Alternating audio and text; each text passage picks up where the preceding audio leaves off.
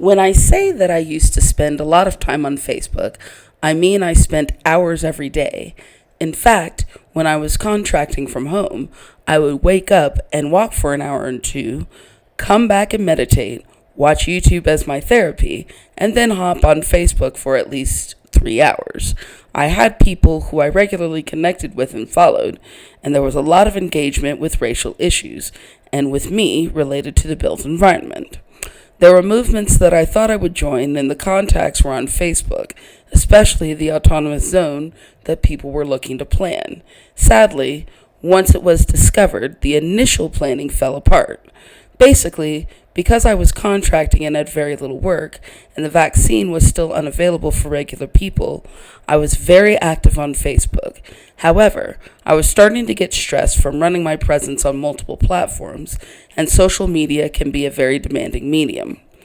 On the morning of January 6, 2021, I was looking at Facebook earlier than usual because I had come home from my walk and I was about to finish some work on my contract, but saw some posts about a protest at the Capitol.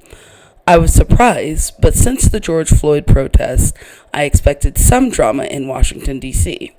When someone posted a picture of the cross being set up, I then closed my computer and took my phone into the living room to turn on the television.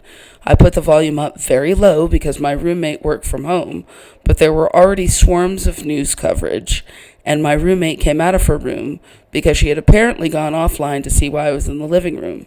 We were both shocked and surprised and stayed watching until the Capitol was under control again. While the riots had been occurring, I had posted things like, maybe if they had smiled more, their grievances would be heard, and they should probably update their resumes if they want to be taken seriously. Things that black people are told all the time when idiots want to defend the status quo. I had never seen anything that extreme, and I had been to protests in the past, and my shock was not that the actions were untenable, but that the perpetrators were white. People worked to keep the rioters alive, and even though people were killed and property was damaged, no one was held accountable until later, and they killed people themselves. They were not killed by law enforcement. At this time, I feel better than ever about not going to the George Floyd protests, not because I did not believe that he had been murdered, but because I realized that people do not care about what black people have to say as protesters. In the past, like the early 1900s, protests for unions, fair labor, and a standard work week were effective because the people who were seeking those protections were white. If someone can be murdered with impunity, and countless black people have been murdered with impunity, then their frustration does not matter to the eyes of the dominant narrative. People lack sensitivity when they refuse to recognize the negligence that black people have been forced to endure for the sake of the dominant narrative. Continue to talk to people who continue to ignore is a waste of energy and effort. However, because of January 6th, I decided that it was time to stop talking about engagement and to actually start engaging. I knew that during city council meetings, council approved dozens of permits, and most of the residents in the permit areas could not be there to avoid the consent. Thanks to my former colleague, I also understood more about how urban planning worked and that dozens of permit applications were presented daily. Without devoting oneself completely to disrupting the planning process, there was no way to effectively intervene. Everything was happening quickly all the time. Since so many organizations lied and said they were investing in diversity, equity, and inclusion, I assumed that there would be any number of opportunities for me to work with multiple organizations and or governments.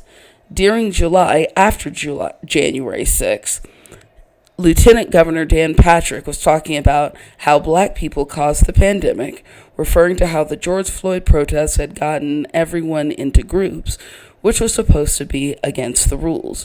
I spent hours talking online to multiple different people, and I was completely overwhelmed by how much white privilege I had to stomach. Between people trying to dominate, but then feeling affronted when I called them out on it and saying they were not my enemy, and people who just wanted to yell and follow without doing anything, I just felt like the whole endeavor was a waste of energy. Decipher City had made no money, but everyone wanted to thank me with words, tears, and demands for validation. Not to mention that my former colleague was giggling with new friends while still following me. Because I had several followers, I announced that I was leaving Facebook because of the incessant vitriol, and other than a like I gave in April 2022, I have never returned. Several previous friends have tried to manipulate me back, but remembering the hours of unpaid emotional labor was enough of a lesson for me. Furthermore, over the course of Decipher City, I had started out following the model of extraction. Get other people to tell me their stories, get politicians to tell me the secrets. However, as I developed more research skills, I realized that people never had to tell me anything because all the city's behavior was recorded, which included people's reactions. Confronting racism was more about confronting an abuser rather than trying to force the targets to behave or engage a certain way. And until perspectives changed on that, racism in the built environment would be literally cemented in ways that cause harm.